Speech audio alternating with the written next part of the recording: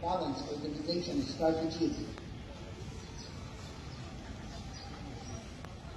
Ang ating mobile cell laboratory ay isang 10-wheeler truck na naglalaman ng mga modernong equipment, facilities, resources, and safety features upang makapaghatid ng nararapat at mabilis na resulta sa mahigit 44 na soil chemical, physical, and microbiological parameters na nagbibigay indikasyon sa kalagayan ng ating lupang sakahan.